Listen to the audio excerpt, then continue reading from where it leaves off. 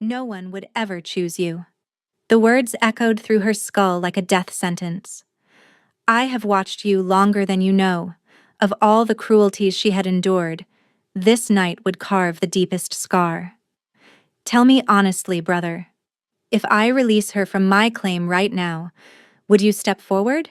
Or are you simply wounded that I took what you discarded? She had never shifted. Not once in 23 years. The prince abandoned her before the entire kingdom. What she never expected was that the Alpha King, his own brother, would walk past every noble woman in that hall and stop directly before her. The crack of wooden swords split the frozen morning air as Seren pivoted, narrowly avoiding a strike that would have shattered her collarbone. Her opponent, a broad-shouldered guard named Falk, grunted in surprise when her counterattack slammed the flat of her blade against his ribs. He staggered. She pressed forward. 3 more strikes and he was on his knees in the frost-covered dirt, wheezing for breath. "Yield," Seren said, her voice calm despite the fire burning in her lungs.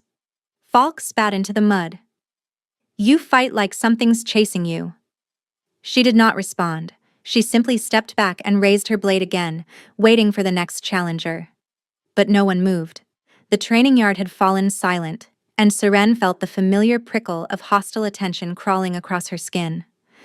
"The Cursed One draws blood again." A honeyed voice drifted from the stone archway. Someone should remind her that skill with a blade cannot scrub the stain from her soul. Lady Lysara descended the steps with the practiced elegance of a viper, her silver hair catching the weak winter sun. Behind her trailed a cluster of noble daughters, their laughter sharp as broken glass. 23 years, Seren.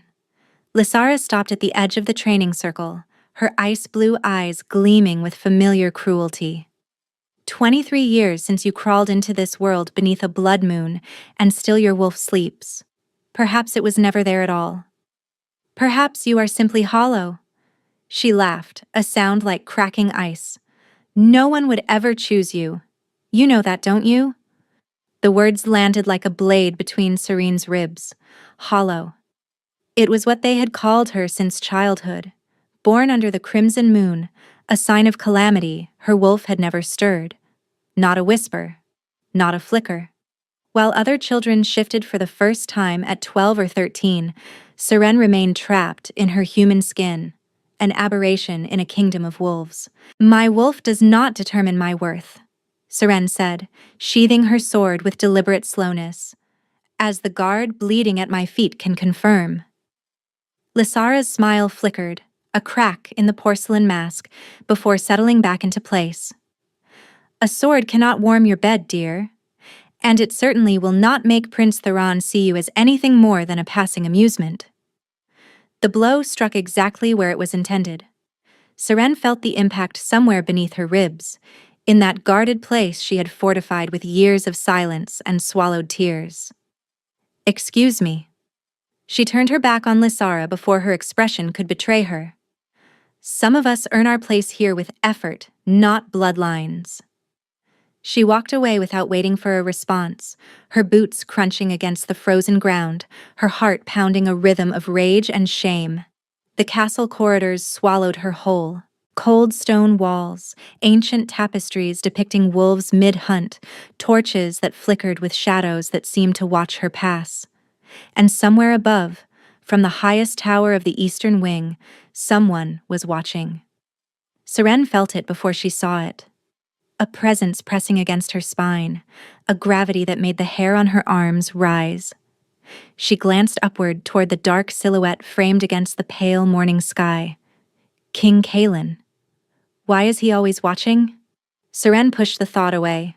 She had no time for riddles, not when her own heart was a battlefield she could barely survive. She remembered the first time she saw Prince Theron. She had been 11 years old, freshly orphaned, dragged to the castle by soldiers who called her cursed under their breath. Her parents had died defending the northern border, heroes who left behind a daughter no one wanted to claim. That day, Seren had been scrubbing floors in the servants' wing when Theron walked past. He was 12, golden-haired, with a smile that made the kitchen maids blush and stammer. He had stopped, looked down at her mud-streaked face, and laughed. You missed a spot, he had said, pointing at a clean tile with mock seriousness. Then he had winked and tossed her an apple from his pocket. Do not let them break you. It was nothing, a moment of idle kindness from a bored prince, but to Seren, starving for any scrap of warmth in that cold stone prison, it was everything. She clung to that apple core for weeks. She replayed his words every night before sleep. And when she grew older, when Theron began seeking her out between his courtly obligations, she let herself believe it meant something. He never promised anything. That was the elegant cruelty of it. He simply existed in her orbit, close enough to touch, but never quite within reach. A lingering glance across a crowded hall, his hand brushing hers when he passed her a book. Whispered conversations in the garden where he told her she was different from the others. Special. You see me, he said once, his breath warm against her ear during a winter festival. Not the crown, just me. And Seren, foolish Seren, had believed him. She believed him when he disappeared for weeks with noble daughters and returned without explanation. She believed him when he danced with Lysara at the autumn ball, but found Seren afterward to tell her the dance meant nothing. She believed him because the alternative was admitting she had wasted 12 years loving a man who collected hearts like trophies. Crumbs. She had survived on crumbs, convincing herself they would someday become a feast. Now, walking through corridors that had witnessed every stage of her quiet heartbreak, Seren felt the familiar ache pulse beneath her ribs. The choosing ceremony was 3 weeks away, the ancient ritual where wolves claimed their mates beneath the full moon. Every unmated noble would be there, waiting to be chosen or to choose. Seren had never attended. What was the point? No one would claim a hollow girl. No one would bind themselves to a curse. But last night, Theron had found her in the library. His eyes were bright with wine and something else. Something that made her foolish heart stutter. 3 weeks, he had whispered, tucking a strand of hair behind her ear. Everything changes in 3 weeks. He had left before she could ask what he meant. But hope, that relentless creature she could never quite kill, had awakened in her chest. What if he finally chooses me? The king's study overlooked the entire Western Valley, but Kaelin was not watching the landscape. He stood motionless at the window, arms folded behind his back, his gaze fixed on the training yard below, where a dark-haired figure had just disarmed the captain of his guard. Seren. He had watched her for years. At first, it was duty. Her parents had died saving his father's life during the northern siege. When the old king brought their orphaned daughter to the castle, he had made Kaelin swear to protect her, to ensure she was never abandoned. Kaelin had been 19 then, already carrying a crown too heavy for such young shoulders. He had kept his promise. From the shadows. Always the shadows. He watched her train until her hands bled. He watched her endure humiliations that would have broken warriors twice her age. He watched her rise, again and again, when anyone else would have surrendered to despair. Somewhere along the way, duty had become something else. Something he refused to name. The door behind him opened without a knock. Only one person in the kingdom had that privilege. You are brooding again, brother. Theron strolled into the study, plucking a grape from the silver bowl on Kaelin's desk. It is unbecoming for a king. And you are hungover again. Kaelin did not turn from the window. It is unbecoming for a prince. Theron laughed, dropping into a chair with the lazy grace of someone who had never carried real responsibility. The choosing ceremony is approaching. I am merely preparing myself for the occasion. By drinking yourself unconscious every night? By celebrating. Theron's voice shifted, something sly creeping into its edges. I have made my decision, you know, about who I will claim. Kaelin's jaw tightened. He already knew. He had seen the way Theron circled Seren, the way he kept her hoping with carefully measured attention. And he had seen the pattern before, with other women Theron had grown bored of once the chase ended. Have you? Kaelin said flatly. You disapprove? The king finally turned, his gray eyes unreadable. I think you do not know your own mind. Theron's smile faltered for just a moment. We shall see, brother. We shall see. He left the way he came, careless and confident. And Kalen returned his gaze to the window, to the girl still training in the yard below. You deserve someone who is certain of you. But it was not his place to say. The great hall of Valdros had never looked more magnificent. Crystal chandeliers hung from vaulted ceilings, their light fracturing into 1,000 rainbows that danced across marble floors. Silver banners bearing the royal crest rippled in the warmth, rising from braziers positioned along the walls. Musicians played from the upper gallery, their melodies weaving through the hum of conversation and clinking glasses. The moon fireball was the traditional prelude to the choosing ceremony, a celebration where unmated wolves displayed themselves like jewels waiting to be claimed. Every noble family in the kingdom had sent their daughters, draped in silks and glittering with ambition. Seren felt like a crow among peacocks. Her dress was borrowed, a deep midnight blue that Mira, one of the kitchen servants who had always been kind to her, had altered from a cast-off. It was simple compared to the elaborate gowns surrounding her, but it fit well. And when Seren had looked in the mirror earlier, she had almost not recognized herself. You look like you are waiting for execution. A dry voice cut through her thoughts. Seren turned to find a young woman standing beside her, unremarkable in appearance, but with eyes that missed nothing. She held 2 glasses of wine and offered one to Seren without asking if she wanted it. Orena, the woman introduced herself. Distant cousin to someone important enough that I received an invitation, insignificant enough that no one remembers my name. I find it gives me excellent opportunities to observe. And what have you observed? Seren asked, accepting the glass but not drinking. That you have been staring at Prince Theron for the past 20 minutes? Orena tilted her head, studying Seren with unsettling directness. And that he has been staring at you. Serene's heart stumbled. She looked across the hall to where Theron stood among a cluster of nobles, his golden hair catching the chandelier light, his smile easy and practiced. But even as a young duchess leaned close to whisper something in his ear, his gaze drifted past her. To Seren. Their eyes met across the crowded room and Theron smiled. Not his public smile, the one he wore like armor. A different smile. Softer. Just for her. Before Seren could react, Theron was moving through the crowd, leaving confused nobles in his wake. He stopped before her, and the nearby conversations died as people turned to watch. Dance with me, he said, extending his hand. Seren felt every stare in the hall pressing against her skin. She saw Lysara's face twist with poorly concealed fury.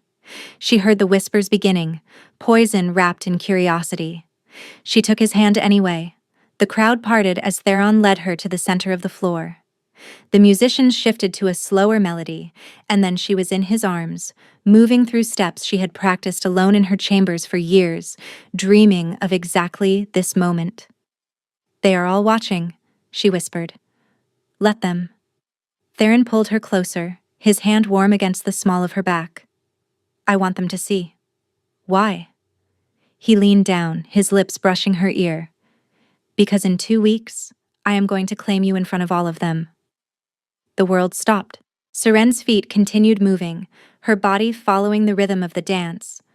But her mind had frozen completely. She pulled back to look at his face, searching for the joke, the cruelty, the inevitable retraction. She found only certainty. You cannot be serious, she breathed. I have never been more serious. Theron's hand tightened on hers. I know I have made you wait. I know I have not always been what you deserved. But I am ready now, Seren. I choose you. Tears burned behind her eyes. 12 years of longing, of hoping, of convincing herself she was foolish to dream. And now, finally. I will announce it formally next week, Theron continued. But I wanted you to know first. I wanted tonight to be ours. The music swelled. Seren let herself be swept along, let herself believe. Let the joy she had denied herself for so long finally crack through her defenses. She did not notice King Kalen watching from the shadows near the throne. She did not see the expression on his face, something between resignation and quiet devastation. And she did not see the ornate carriage pulling through the castle gates at that very moment, bearing a passenger whose arrival would change everything. Lady Ravenna Ashford arrived at Valdros like a storm wrapped in silk. Seren first saw her the morning after the ball, crossing the courtyard in a traveling cloak of deep crimson that made her look like a wound against the gray stone.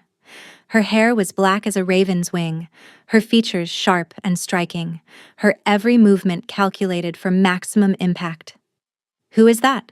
Seren asked Mira, who had come to deliver breakfast to her small chamber. Mira's round face tightened. "Lady Ravenna, daughter of Duke Ashford from the eastern provinces." She lowered her voice. "They say she has left 3 broken engagements in her wake. Lords, all of them, who were besotted 1 month and ruined the next. Why would she come here?" "The choosing ceremony." Mira set down the tray, her eyes troubled. "They say she came for the king." Seren felt something cold slither through her stomach, though she could not explain why. The king was not her concern. Theron was her future now. But as the days passed, Ravenna's target became increasingly unclear. She appeared everywhere. In the gardens when Seren walked to training. In the corridors when Seren returned to her chamber. At meals, where she somehow always secured a seat near the royal family. Her laugh rang through the halls, musical and practiced, and her eyes, pale green like sea glass, tracked everything with predatory patience. And she had noticed Theron. Serene watched from her place at the lower tables as Ravenna leaned close to whisper something that made the prince throw his head back in laughter. She watched Ravenna's delicate fingers rest on Theron's arm, watched him lean into the touch instead of pulling away. "She is very good," Orenna materialized beside her, as she always seemed to do. "Notice how she never approaches him directly. She lets him come to her, then makes him feel like he is the one pursuing." "He promised me," Seren said, hating how small her voice sounded. "Men promise many things." Orenna's tone held no cruelty, only weary truth. "It is what they do when tested that matters." That night, Seren found herself walking past the royal gardens. She told herself it was coincidence. She told herself she was not looking for Theron. Then she heard his voice. "Cannot simply ignore her," Theron was saying, his tone strained. "She is the daughter of Duke Ashford. The alliance alone." "The alliance is irrelevant." King Kalen's voice cut through the darkness, cold and sharp. "You made a promise. I made a suggestion. Nothing has been formally announced." Silence. Heavy, damning silence. "She has waited 12 years for you." Kalen's voice dropped lower, but Seren caught every word. 12 years of loyalty while you entertained yourself with others. And now, a week before you are meant to claim her, you are already calculating escape routes. "I am not..." "Do not lie to me, Theron. I know you better than you know yourself." Footsteps approached. Seren stumbled back from the door just as they faded into another direction, and she was left alone with the ruins of everything she had believed. Seren did not sleep that night. She lay in her narrow bed, staring at the ceiling, replaying every word until they lost all meaning. By dawn, her eyes were dry and burning, but she forced herself to rise, to dress, to walk to the training yard as she always did. Routine was armor. Discipline was survival. She was halfway through her morning drills when she felt him approach. "You are dropping your shoulder on the backswing." Seren spun, sword raised, and found King Kalen standing at the edge of the yard. He was dressed simply, dark leather and practical boots, his gray eyes watching her with an intensity that made her skin prickle. "Your Majesty?" She lowered her blade, dipping into a hasty bow. "I did not hear you approach." "You were distracted." He stepped into the training circle, his movements fluid despite his size. "Your form suffers when your mind is elsewhere." Seren tightened her grip on the sword. "I am fine." "You are lying." No accusation in his voice, only quiet certainty. "You heard our conversation in the garden last night." The blood drained from her face. I did not mean to. I know. Kaylin stopped a few feet away, close enough that she could smell pine and leather and something darker beneath, like a storm gathering on the horizon. I also know my brother has given you reason to doubt. He explained nothing. The words escaped before she could stop them, raw with the hurt she had been swallowing all night. No, he would not. Kaylin's jaw tightened. Theron has never been good at facing consequences. He makes promises in the heat of a moment and retreats when reality arrives. Why are you telling me this? For a long moment the king did not answer. His eyes searched her face as though looking for something he was afraid to find. Because you deserve honesty, he finally said. Because you have spent years being fed half-truths and empty gestures, and I cannot stand to watch it continue. Seren felt her chest constrict. He said he would claim me. He said many things. Kaylin's voice softened, and somehow that was worse than coldness. The question is whether he will stand by them when it matters. You think he will not? The silence was answer enough. Seren looked away, blinking against the heat building behind her eyes. She would not cry. Not here. Not in front of him. You are stronger than you know. Kaylin's voice was barely above a whisper now. Whatever happens, remember that. You have survived every cruelty this castle has offered. You will survive this too. He turned to leave, then paused. Seren. Her name in his mouth sounded different than she had ever heard it. Heavier. More careful. You deserve someone who is certain of you. Not someone who wavers when a shinier option appears. Then he was gone, leaving her alone in the frozen training yard with his words echoing in her skull. Someone who is certain. She thought of Theron's easy promises and Kaylin's steady presence. And for the first time she was not sure which one she should believe. The night of the choosing ceremony arrived beneath a moon so full it turned the world to silver. The great hall had been transformed. The chandeliers were dimmed, replaced by hundreds of floating candles that cast dancing shadows across ancient stone. The sacred circle was drawn at the center of the floor in powdered moonstone, its runes pulsing with an otherworldly light that made Seren's skin hum. She stood at the edge of the crowd, her heart hammering against her ribs. The dress she wore was white, trimmed with silver, borrowed again from Mira, who had stayed up 3 nights altering it. Her dark hair was braided and pinned with small crystals that caught the candlelight. She looked, for perhaps the first time in her life, like she belonged among the nobility. But inside, she was fracturing. Theron had not spoken to her in 4 days. He had not sought her out, not sent word, and not even met her eyes across the dining hall.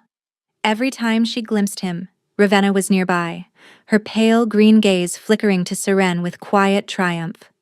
He will come. Seren whispered the words like a prayer. He promised. The ceremony began. One by one, the eligible wolves were called to the center of the circle to make their claims. Serene watched couples form, some expected, others surprising, each union sealed with clasped hands and formal declarations. The crowd applauded politely, their smiles calculated, the entire ritual a political dance disguised as romance. Then the herald's voice rang out. Prince Theron Valdros, second heir to the throne, step forward to make your claim. Seren's breath stopped. Theron walked to the center of the circle, his golden hair gleaming, his posture perfect.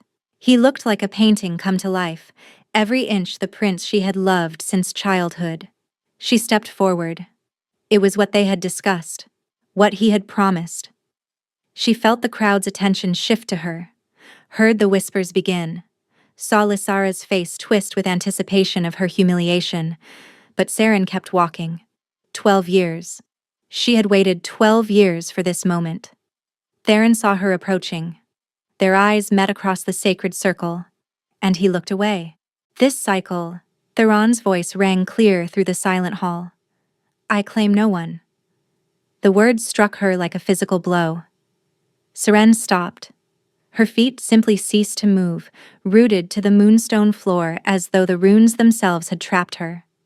The silence that followed was absolute, a void where her heartbeat should have been. Perhaps at the next ceremony, Theron added, still not looking at her. When I have had more time to consider. More time. The whispers started. Then the murmurs. Then the poorly concealed laughter from those who had always known this would happen, who had been waiting for the hollow girl to finally be exposed. Seren could not move, could not breathe, could not do anything but stand there, frozen in the center of 100 staring eyes, more naked than she had ever been in her entire life. She saw Ravenna's smile, sharp and satisfied. She saw Lysara's hand pressed to her mouth in mock sympathy. She saw Irena's face, pale with genuine pity. And she saw King Kaelin. He sat on the throne at the back of the hall, motionless as carved stone. But his eyes were fixed on her, and in them she saw something that cut through her humiliation like a blade. Fury. Absolute, barely contained fury. Seren tried to step back, tried to find the strength to turn and flee, to escape before the last fragments of her dignity crumbled completely. Then Kaelin moved. The king rose from his throne, and the hall fell instantly silent. He descended the dais steps with slow, deliberate strides, each footfall echoing against the stone like a drumbeat. His face was carved granite, but his eyes burned with something that made the nearest nobles shrink away. He walked past the elders, past the counselors, past his own brother who had gone pale as fresh snow, and he stopped directly before Seren. The entire kingdom held its breath. Kaelin's gray eyes held hers, and in that moment, Seren forgot about the crowd, about Theron, about every humiliation she had ever endured. There was only him.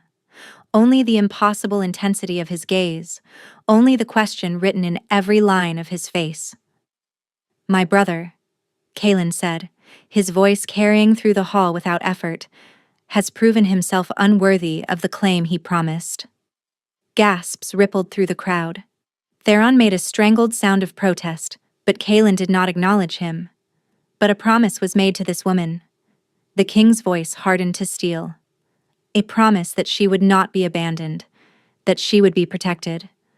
"That debt falls to me now." He extended his hand, palm upward, fingers open. An offering, not a demand, a Seren. Her name in his mouth was a vow. "I claim you, not out of pity, not out of duty, but because you have earned more respect than anyone in this hall, and I will not allow you to stand here in shame for one moment longer." The silence shattered into chaos. Elders surged to their feet, robes billowing with outrage, nobles erupted into frantic whispers. Somewhere, a woman screamed, whether in shock or fury, Seren could not tell, but she heard none of it. She stared at Kaelin's outstretched hand, her mind reeling, her heart pounding a rhythm she did not recognize. This was impossible. The king, claiming her? The hollow girl, the cursed one, the aberration who had never shifted? Why? The word escaped as barely a whisper. "Because you deserve someone who is certain." Kaelin's voice dropped low, meant only for her. "And I have never been more certain of anything in my life." Seren looked at his hand. She looked at his face, searching for deception, for mockery, for any sign that this was another cruelty waiting to unfold. She found only truth. Her hand rose before her mind could stop it. Her fingers touched his palm, and the moment their skin connected, something happened. A spark. Not metaphorical, but real. Heat surged through her chest, climbed her spine, made every nerve ending sing with a sensation she had never experienced. Deep inside her, in that hollow place she had carried her entire life, something stirred. Something ancient. Something powerful. Something that had been sleeping for 23 years. Serene gasped, her knees buckling. Kaelin caught her instantly, his arm wrapping around her waist, steadying her against his chest. "I have you," he murmured. "I have you." The hall had descended into pandemonium, but Kaelin ignored it all. He turned to face the crowd, positioning himself between Seren and the sea of hostile faces. "The claim is made." His voice cut through the chaos like a blade. Witnessed by the sacred circle, bound by ancestral law. Anyone who challenges it challenges me. No one spoke. Elder Mordecai, the oldest of the council, stepped forward with trembling fury. Your Majesty, this is unprecedented. The girl has no wolf. She cannot. She is mine. Kaelin's tone allowed no argument. And I am the king. This discussion is over. He turned back to Seren, and his expression softened in a way she had never seen. Come, he said quietly. You do not need to remain here. Seren let him guide her toward the doors, past the gaping nobles, past the furious elders, past Ravenna frozen in disbelief, and past Theron, whose face held an expression she would remember for the rest of her life. Not anger, not jealousy, devastation. The chambers were larger than any space Seren had ever occupied. Velvet curtains framed windows that overlooked the moonlit gardens. A fire crackled in a marble hearth, casting warm light across silk-covered furniture and shelves lined with leather-bound books. Through an arched doorway, she glimpsed a bed large enough for 4 people, draped in fabrics that probably cost more than everything she had ever owned combined. These are the consort's chambers, Kaelin said, standing near the door as though afraid to venture further. You will stay here. Seren turned in a slow circle, trying to process the enormity of what had happened. An hour ago, she had been a nobody, a hollow girl about to be publicly discarded. Now she stood in the Queen's chambers, claimed by the king himself. I do not understand, she said, her voice cracking. Why did you do this? Kaelin was silent for a long moment. The firelight carved shadows across his face, making him look older, wearier than his years. Your parents saved my father's life, he finally said. When they died, he made me swear to protect you, to ensure you were never abandoned. He paused, something flickering in his gray eyes. But that is not the only reason. Then what? I have watched you for 12 years, Seren. The words came slowly, as though each one cost him something. I watched you fall and rise. I watched you endure cruelties that would have broken anyone else. I watched you become the strongest person in this castle while everyone around you saw only your weakness. He took a step toward her, then stopped, as though catching himself. Tonight, when I saw you standing there, when I saw what my brother had done, something inside me refused to allow it. I could not let you be destroyed by his cowardice. Not when... He stopped abruptly. Not when what? Seren pressed. Kaelin's jaw tightened. Get some rest. Tomorrow will be difficult. The council will demand explanations, and there will be consequences to navigate. He turned toward the door, but Seren's voice stopped him. You felt it too. It was not a question. When our hands touched, you felt something. The king stood motionless, his back to her, his shoulders rigid with tension. Yes, he said quietly. I felt it. Then he was gone, leaving Seren alone with questions she did not know how to answer. Dawn had barely broken when the shouting began. Seren heard it through the walls of her new chambers, muffled but unmistakable.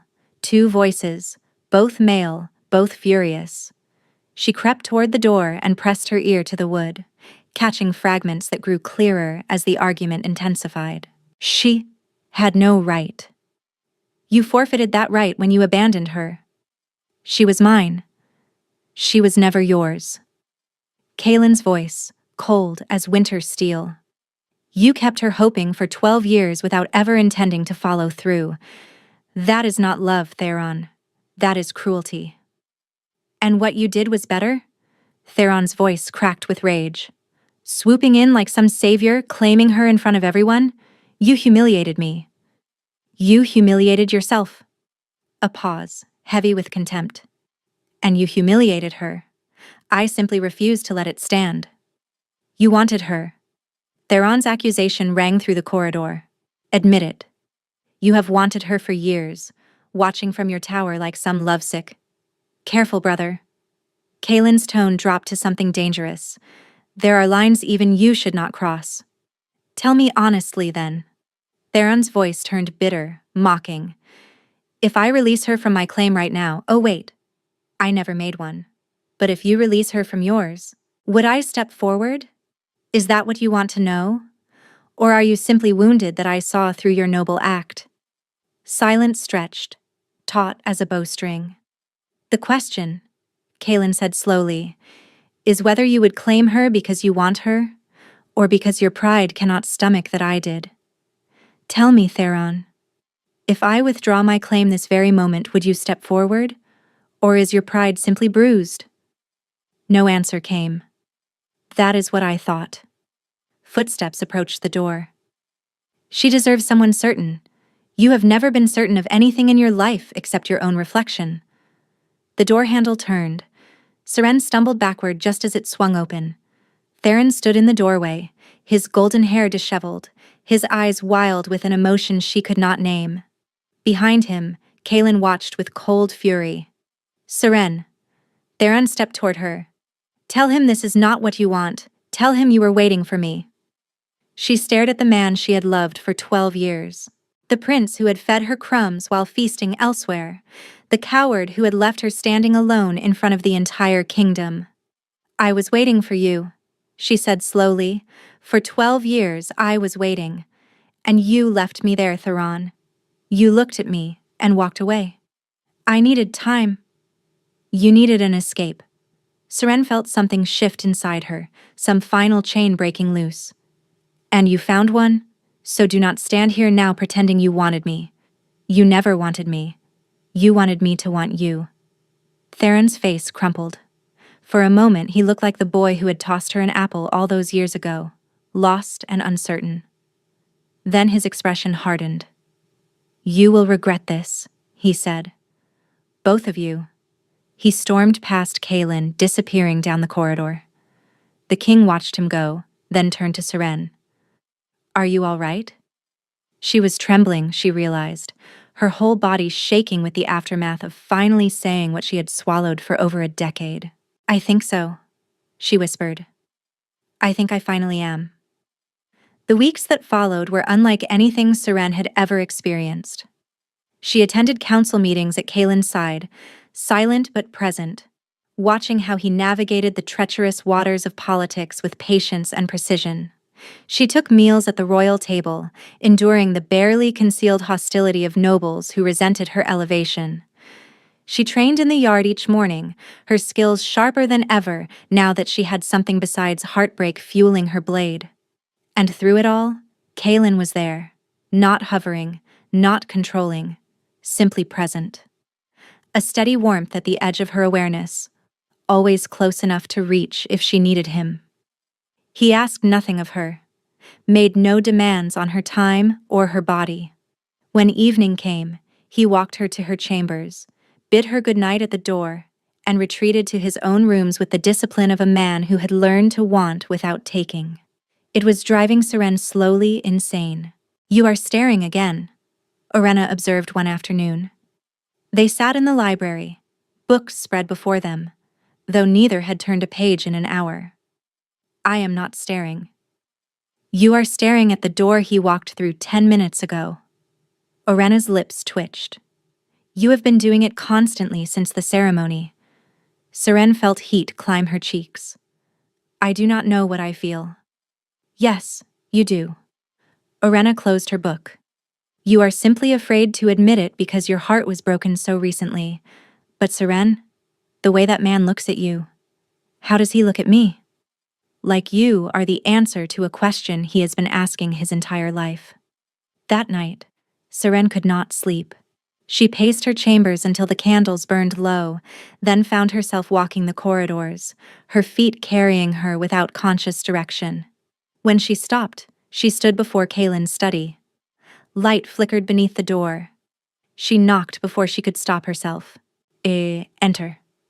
Kaelin sat at his desk, papers spread before him, dark circles beneath his gray eyes. He looked up when she entered, and something in his expression shifted, softened, before he could control it. Seren, is something wrong? I cannot sleep. She closed the door behind her. I cannot stop thinking. About what? About you. The words escaped before she could catch them. About why you really claimed me. About what you are not saying. Kalen set down his quill slowly. He rose from his chair, moving around the desk until he stood before her. I have told you. You have told me about duty. About promises to your father. Seren stepped closer, close enough to catch his scent, pine and leather and that hint of storm she remembered from the training yard. But that is not why your hand trembles when you touch me. That is not why you look at me like... Like what? Like I am something precious. Her voice dropped to a whisper. Like you have been waiting for me. Kalen closed his eyes. When he opened them again, the careful control he always wore had cracked, revealing something raw beneath. Because I have been, he said. Gods help me, Seren. I have been waiting for you since the day you arrived at this castle, covered in mud, with more fire in your eyes than any warrior I had ever seen. She kissed him. It was not gentle. It was not cautious.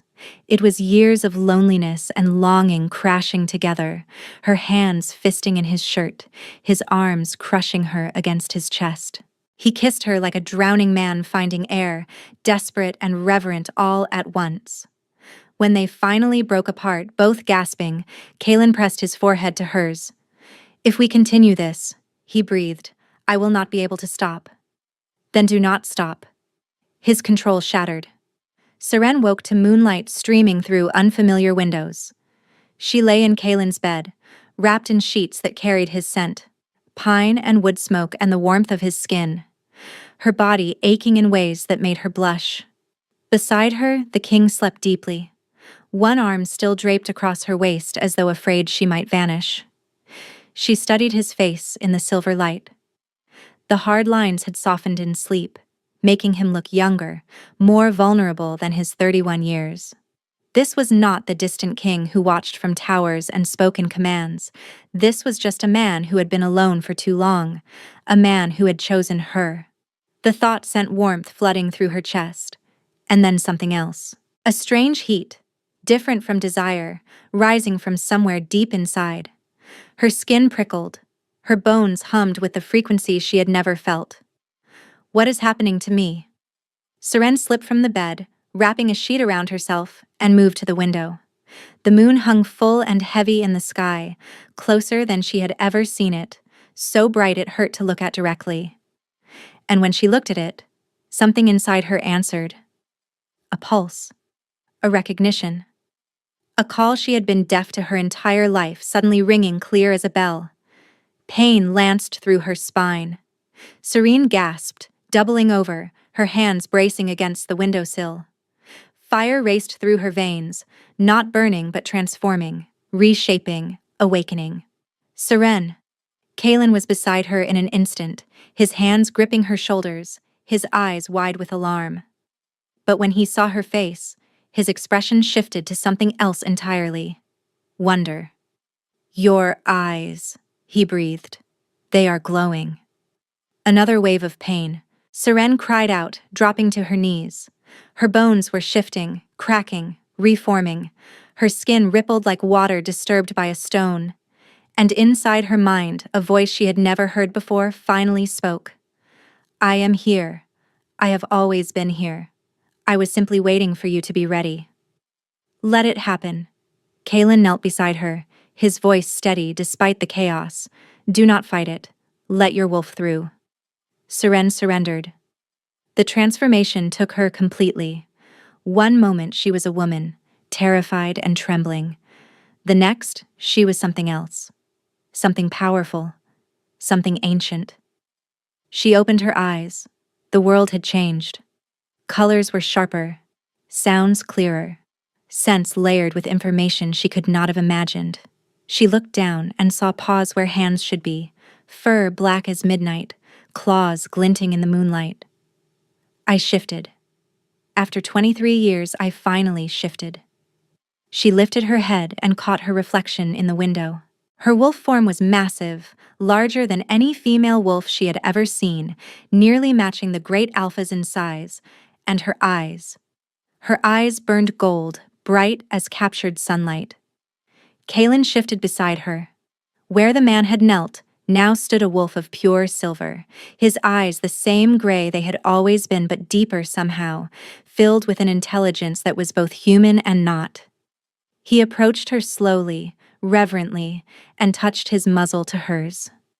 Mate. The word echoed between them, not spoken but felt, a truth that resonated through every fiber of her being. The bond. When we touched at the ceremony, it woke something. And tonight it completed. Seren felt it now, the connection between them, a golden thread linking her soul to his. She could feel his emotions as clearly as her own, wonder, joy, and a fierce, protective love that stole her breath. She shifted back without meaning to, the transformation smoother this time, and found herself human again, kneeling on the cold floor. Kaelin shifted with her, immediately wrapping his arms around her trembling body. "You are a true wolf," he murmured against her hair. "You always were. It was simply sleeping, waiting for the bond to wake it. I do not understand." Tears streamed down her face. Why now? Why after all these years? Kaelin pulled back to look at her, and his gray eyes shone with something like reverence. Some wolves need their mate to awaken fully. His thumb brushed the tears from her cheek. "Your wolf was not absent, Seren. She was waiting. Waiting for me. Waiting for this."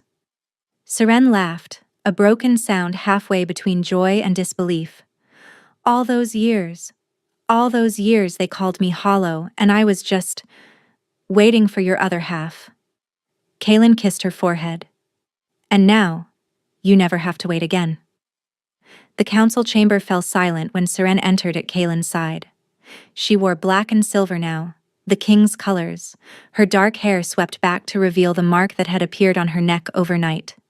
A crescent moon, the symbol of a completed mate bond, visible for all to see. Elder Mordecai rose from his seat, his face already twisting with prepared objections.